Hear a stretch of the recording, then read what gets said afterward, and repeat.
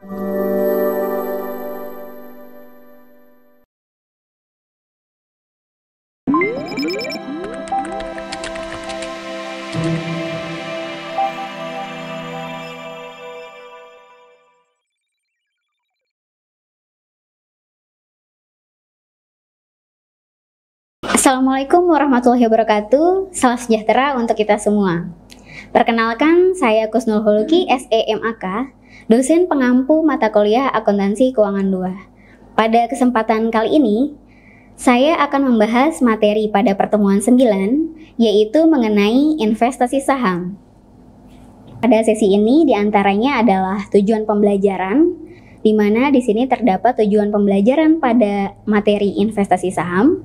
Yang kedua ada pokok bahasan, di mana saya akan bahas mengenai investasi dalam saham, persentase pemilikan kurang dari 20%, dan persentase pemilikan 20% sampai dengan 50%. Lalu kita masuk ke contoh soal. Contoh soal di sini adalah contoh soal materi investasi saham, serta yang terakhir adalah kesimpulan dari materi investasi saham. Tujuan pembelajaran pada sesi ini, setelah menyelesaikan sesi ini diharapkan mahasiswa mampu menjelaskan investasi dalam bentuk saham, baik sebagai investasi jangka pendek maupun investasi jangka panjang. Serta mahasiswa mampu menerapkan perlakuan akuntansi pada investasi dalam bentuk saham, baik sebagai investasi jangka pendek maupun investasi jangka panjang. Lalu pokok bahasan pada materi ini, yang pertama adalah investasi dalam saham, yang kedua adalah persentase pemilikan kurang dari 20%, serta yang ketiga adalah persentase pemilikan 20% sampai dengan 50%. Investasi dalam saham. Sebelumnya perlu kita ketahui apa itu investasi dan apa itu saham. Investasi adalah aktivitas penanaman modal yang dilakukan oleh sebuah perusahaan atau perorangan dalam jangka waktu tertentu dengan tujuan untuk memperoleh keuntungan di masa mendatang. Modal di sini dapat berupa uang atau aset berharga lainnya. Serta saham adalah tanda penyertaan atau pemilikan seseorang atau badan dalam suatu perusahaan. Wujud saham di sini adalah selembar kertas yang menerangkan bahwa pemilik kertas tersebut adalah pemilik perusahaan yang menerbitkan surat berharga tersebut. Dari penjelasan investasi ini dan saham, maka didapatlah definisi dari investasi saham, yaitu aktivitas penanaman modal dalam surat kepemilikan pada sebuah perusahaan. Jumlah persentase kepemilikan di sini ditentukan dari penyertaan yang diinvestasikan pada perusahaan penerbit. Maksud dari persentase pemilikan saham adalah persentase jumlah lembar saham yang dimiliki oleh seorang investor dibandingkan dengan jumlah saham yang beredar. Artinya, semakin tinggi pemilikan saham, maka semakin besar kompensasi yang diperoleh. Pengelompokan investasi dalam saham. Saham-saham yang dibeli dapat dikelompokkan dan dicatat sebagai investasi jangka pendek atau investasi jangka panjang, tergantung dari tujuan pembeliannya. Saham-saham yang masuk dalam investasi jangka pendek, apabila saham-saham itu dibeli dengan tujuan penggunaan uang yang menganggur dan penjualannya untuk memenuhi kebutuhan uang. Saham-saham yang masuk dalam investasi jangka panjang, apabila saham-saham itu dibeli dengan tujuan untuk mengawasi perusahaan lain, maka yang dibeli adalah saham biasa. Lalu untuk memperoleh pendapatan yang tetap setiap periode, maka yang dibeli adalah saham preferen. Lalu untuk membentuk suatu dana khusus, lalu untuk menjamin kontinuitas suplai bahan baku, serta untuk menjaga hubungan antar perusahaan. Di sini terdapat metode akuntansi persentase pemilikan saham. Seperti yang diketahui bahwa persentase pemilikan saham ada 3, diantaranya adalah kurang dari 20%, lalu 20% sampai dengan 50%, serta lebih dari 50%.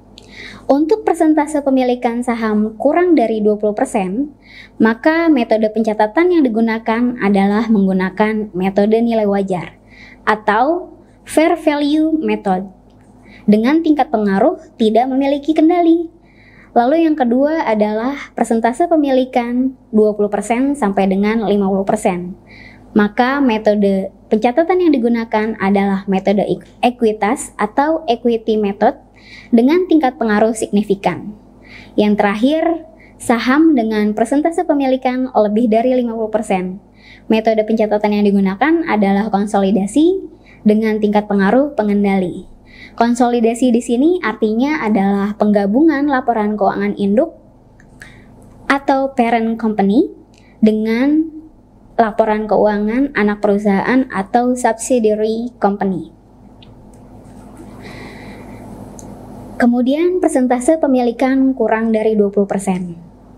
Di sini, investasi saham dalam perusahaan lain yang jumlahnya kurang dari 20%, maka dipandang investor tersebut tidak dapat mempengaruhi perusahaan yang sahamnya dimiliki. Untuk perlakuan akuntansi atas investasi dalam saham yang persentase pemilikannya kurang dari 20% dibedakan menjadi dua, yaitu yang pertama adalah investasi dalam saham tersedia untuk dijual atau available for sale. Yang kedua adalah investasi dalam saham untuk diperdagangkan atau trading. Dalam investasi dalam saham tersedia untuk dijual atau available for sale, ketika dibeli secara tunai, jurnalnya adalah investasi saham tersedia untuk dijual pada kas. Lalu pada investasi dalam saham untuk diperdagangkan atau trading, ketika dibeli secara tunai, maka jurnalnya adalah investasi saham diperdagangkan pada kas. Seperti yang sudah kita bahas sebelumnya, bahwa persentase pemilikan saham kurang dari 20% adalah menggunakan metode nilai wajar atau fair value method. Di sini, jika terdapat transaksi pembelian saham, maka diakui investasi dan diukur sebesar biaya perolehan, yaitu harga saham ditambah dengan biaya lain yang dikeluarkan. Apabila terjadi transaksi penerimaan dividen, maka dividen kas yang diterima diakui sebagai pendapatan lain-lain. Pada penjualan saham, diukur berdasarkan nilai wajar, dan selisih antara nilai wajar dan nilai buku atau biaya diakui sebagai keuntungan atau kerugian.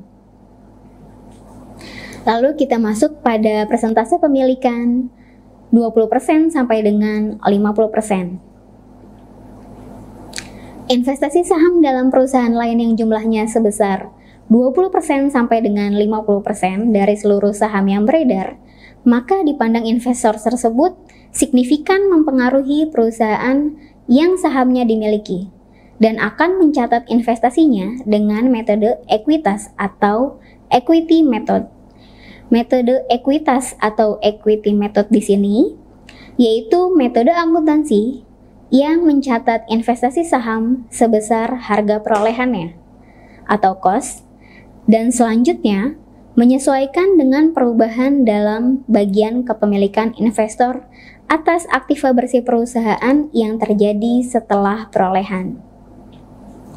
Di sini ketika terjadi pembelian saham secara tunai, jurnalnya adalah investasi saham pada kas. Lalu apabila investor memperoleh laba, jurnalnya adalah investasi saham pada pendapatan investasi. Lalu ketika investor menderita rugi, jurnalnya adalah rugi investasi saham pada investasi saham. Lalu investor yang memiliki saham 20% sampai dengan 50% akan mencatat dividen yang diterimanya sebagai pengurang rekening investasi saham, maka jurnalnya adalah kas pada investasi saham. Seperti yang sudah dijelaskan sebelumnya, bahwa persentase pemilikan 20% sampai dengan 50% adalah menggunakan metode ekuitas atau equity method. Di sini, apabila terjadi transaksi pembelian saham, maka diakui sebagai investasi dan diukur sebesar biaya perolehan, yaitu harga saham ditambah dengan biaya lain yang dikeluarkan. Apabila terjadi pencatatan atas laba investi, maka bagian laba investi diakui sebagai peningkatan akun investasi investor. Jika bagian kerugian, diakui sebagai pengurang akun investasi.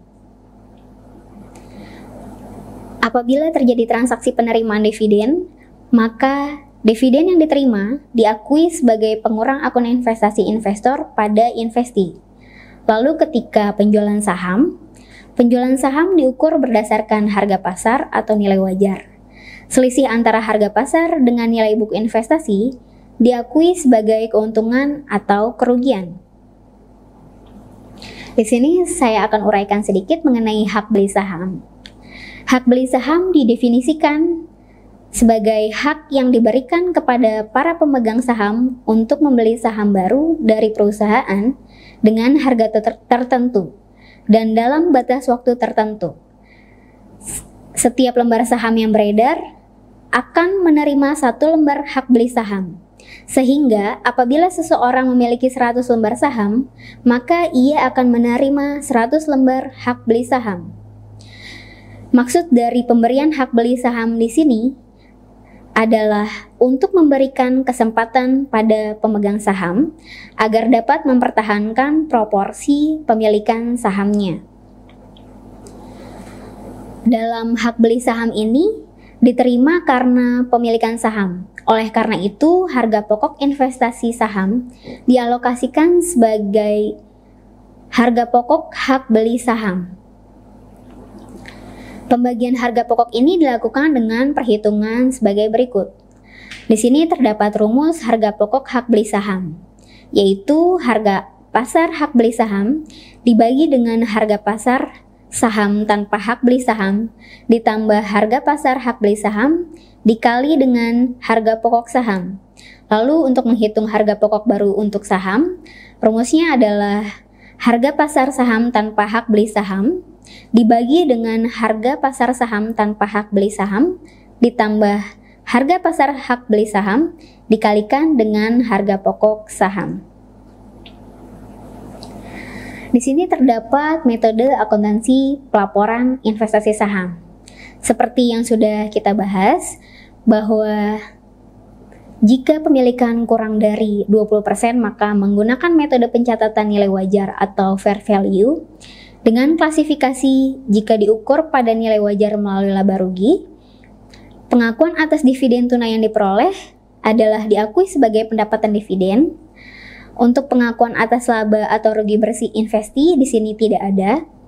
Lalu untuk keuntungan atau kerugian penyesuaian nilai wajar diakui dalam laba rugi tahun berjalan, serta penyajian di laporan keuangannya adalah pada nilai wajar. Untuk klasifikasi tersedia untuk dijual, pengakuan atas dividen tunai yang diperoleh diakui sebagai pendapatan dividen, dan pengakuan atas laba atau rugi bersih investi di sini tidak ada. Lalu keuntungan atau kerugian penyesuaian nilai wajar diakui dalam pendapatan komprehensif lainnya, serta penyajian di laporan keuangan adalah pada nilai wajar. Di sini jika nilai wajar instrumen investasi ekuitas tidak dapat ditentukan nilainya dengan andal, maka menggunakan metode biaya atau cost. Di sini jika menggunakan metode pencatatan biaya atau cost, pengakuan atas dividen tunai yang diperoleh adalah diakui sebagai pendapatan dividen. Untuk pengakuan atas laba atau rugi bersih investi di sini tidak ada. Untuk keuntungan atau kerugian penyesuaian nilai wajar di sini tidak ada. Lalu pada penyajian di laporan keuangan adalah sebesar nilai pengakuan awal.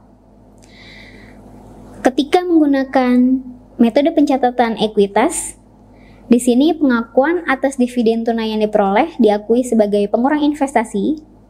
Lalu pada saat pengakuan atas laba atau rugi bersih di sini diakui sebagai pendapatan di laba rugi tahun berjalan dan penambah investasi. Pada keuntungan atau kerugian penyesuaian nilai wajar di sini tidak ada. Dan penyajian di laporan keuangan adalah sebesar nilai pengakuan awal ditambah pengakuan laba atau rugi investi dikurangi perolehan dividen. Baik, setelah uraian tersebut, maka di sini terdapat contoh soal yang pertama mengenai investasi saham. Di sini terdapat soal pada tanggal 17 Januari 2020, PT A Minor membeli 5.000 lembar saham biasa PT B Minor dengan harga 8.000 per lembar. Jumlah saham PT B Minor yang beredar sebanyak 200.000 lembar. Pada tanggal 31 Desember 2020, harga pasar saham PT B Minor sebesar 8.500 per lembar. Pada tanggal 21 Agustus 2021, PT A Minor menjual seluruh saham PT B Minor yang dimilikinya dengan harga 10.100 per lembar. Pertanyaannya, buatlah jurnal untuk mencatat pembelian saham PT B Minor. Yang kedua, buatlah jurnal untuk mencatat penjualan saham PT B Minor, serta hitunglah laba atau rugi penjualan saham PT B Minor dalam tahun 2021. Jawaban atas contoh soal 1 yaitu jurnal pada saat pembelian saham, yaitu pada tanggal 17 Januari 2020, adalah investasi saham PT B Minor pada kas sebesar 40 juta. 40 juta di sini didapatkan dengan 8.000 rupiah dikalikan dengan 5.000 lembar saham. Lalu jurnal pada saat penjualan saham, yaitu pada tanggal 21 Agustus 2021, adalah kas pada investasi saham PT B Minor sebesar 50.500.000 rupiah. 50.500.000 rupiah ini didapatkan dengan mengkalikan 5.000 lembar saham dikalikan 10.100. Lalu untuk mencatat laba atau rugi atas penjualan saham pada tanggal 21 Agustus 2021 adalah investasi saham PT B Minor pada pendapatan investasi sebesar 10.500.000 rupiah. Keuntungan di sini dihitung dengan 50.500.000 rupiah dikurangi dengan 40 juta rupiah didapat 10.500.000 rupiah. 40 juta di sini didapatkan dengan mengkalikan 5.000 lembar saham dikalikan 8.000 rupiah, maka didapatkan 40 juta rupiah. Lalu contoh soal yang kedua adalah hak beli saham. Di sini Nyonya Yani memiliki 100 lembar saham PT Buana Millenia dengan nilai nominal 10.000 per lembar, dibeli pada tahun 2020 dengan harga 1 juta rupiah. Pada bulan September 2021, diterima hak beli saham yang dapat digunakan untuk membeli sejumlah lembar saham baru dengan harga 10.000 per lembar. Pada saat penerimaan hak beli saham, diketahui harga pasar sebagai berikut. Saham tanpa hak beli sebesar Rp12.000 dan hak beli saham sebesar Rp500. Pertanyaannya adalah, hitunglah harga pokok hak beli saham dan hitunglah harga pokok baru untuk saham. Di sini jawabannya adalah yang pertama, harga pokok hak beli saham. Perhitungannya adalah Rp500 dibagi dengan Rp12.000 ditambah Rp500 dikalikan dengan Rp1 juta. Maka harga pokok hak beli saham didapatkan sebesar Rp40.000. Untuk harga pokok baru untuk saham, perhitungannya adalah Rp12.000 dibagi dengan Rp12.000 ditambah Rp500 dikalikan dengan Rp1 juta, maka didapatkan Rp960.000. Dan jurnalnya adalah investasi dalam hak beli saham pada investasi dalam saham sebesar Rp40.000. Dari uraian di atas dan contoh soal yang saya uraikan, maka didapatlah kesimpulan pada materi investasi saham ini, yaitu investasi saham didefinisikan sebagai aktivitas penanaman modal dalam surat kepemilikan pada sebuah perusahaan. Jumlah persentase kepemilikan ditentukan dari penyertaan yang diinvestasikan pada perusahaan penerbit. Lalu saham-saham yang dibeli dapat dikelompokkan dan dicatat sebagai investasi jangka pendek atau investasi jangka panjang tergantung dari tujuan pembeliannya. Dan persentase pemilikan saham, tadi kita sudah bahas bahwa terdapat 3, yaitu kurang dari 20%, menggunakan metode pencatatan nilai wajar dengan tingkat pengaruh tidak memiliki kendali. Lalu yang kedua ada persentase pemilikan 20% sampai dengan 50%, yaitu dengan menggunakan metode pencatatan metode ekuitas dengan tingkat pengaruh signifikan, dan saham-saham dengan persentase pemilikan lebih dari 50% menggunakan metode pencatatan konsolidasi dengan tingkat pengaruh pengendali. Konsolidasi di sini artinya adalah penggabungan antara laporan keuangan induk dan anak perusahaan. Demikian yang dapat saya sampaikan. Semoga materinya bermanfaat. Bila ada diskusi atau hal-hal yang kurang jelas, dapat disampaikan dalam forum diskusi atau kolom komentar di bawah ini. Terima kasih. Wassalamualaikum warahmatullahi wabarakatuh.